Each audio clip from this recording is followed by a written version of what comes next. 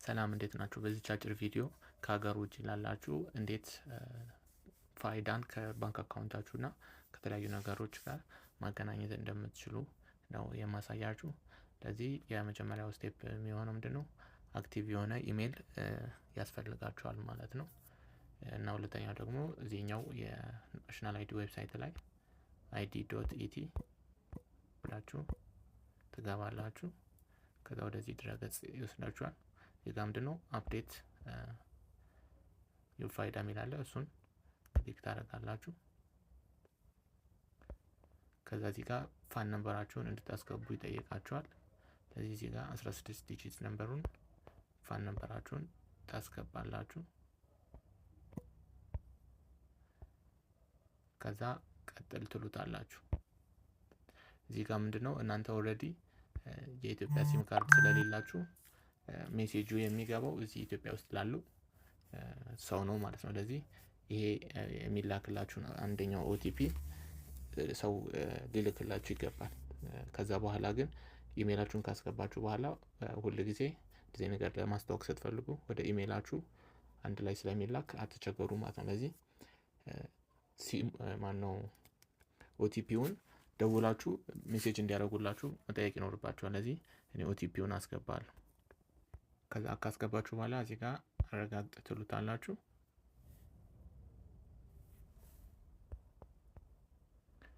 እዚህ ጋር ቋንቋውን መቀየር ትችላላችሁ። ለዚህ አፕዴት ሚለውን እዚህ ጋር ትነኩታላችሁ።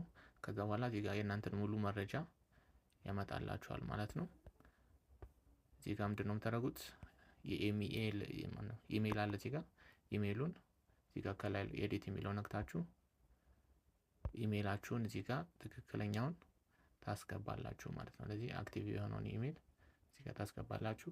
ከዚህ በኋላ ኮድ ሲላክላችሁ በኤስኤምኤስም ወደ ስልኩም ይገባል እና ደግሞ ወደዚህ ወደ ኢሜላችሁም ይገባል ማለት ነው።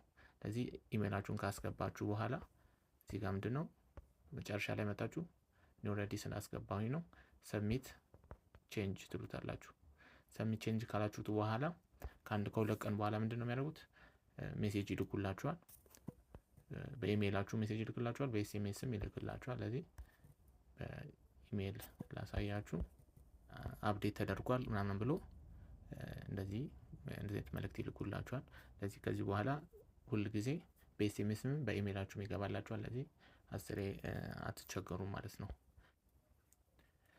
ስለዚህ ያንን አፕዴት ከሆነላችሁ በኋላ ወደ ኢሜላችሁ እንደሚገባና እንደማይገባ እዚህ ጋር በአዋሽ ባንክ አድርጌ ላሳያችሁ።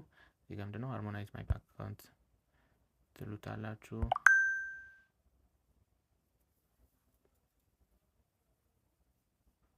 እዚህ ጋር ሎጊን ዊዝ ኮድ እለዋለሁ። ከዛ ፋይዳ ነምበራችሁን ታስገባላችሁ። እዚህ ጋር አሁን ሜሴጅን ገብቶልኛል እና ደግሞ እዚህ ጋር ኦሬዲ እንደምታዩት ከታች በኢሜልም ይልክልኛል ማለት ነው። ስለዚህ ኢሜላችሁ ላይ ሄዳችሁ ቼክ ታደርጋላችሁ ማለት ነው። ብዙ ጊዜ ስፓም ፎልደር ላይ ነው የሚሆነው። እዚህ ስፓም ፎልደር ላይ ቼክ አድርጉት። ያው እዚህ ጋር እንደምታዩት 7:28 PM አሁን ማለት ነው የላከልኝ ኮድ ነው ማለት ነው። ስለዚህ በቀላሉ እንደዚህ ማግኘት ትችላላችሁ። ይሄን ደግሞ ሪፖርት ኖት ስፓም ብላችሁ ከዚህ ከኖርማል ሜሴጃችሁ ላይ እንዲመጣላችሁ ማድረግ ትችላላችሁ። ስለዚህ በቀላሉ እንደዚህ ማስተዋወቅ ትችላላችሁ።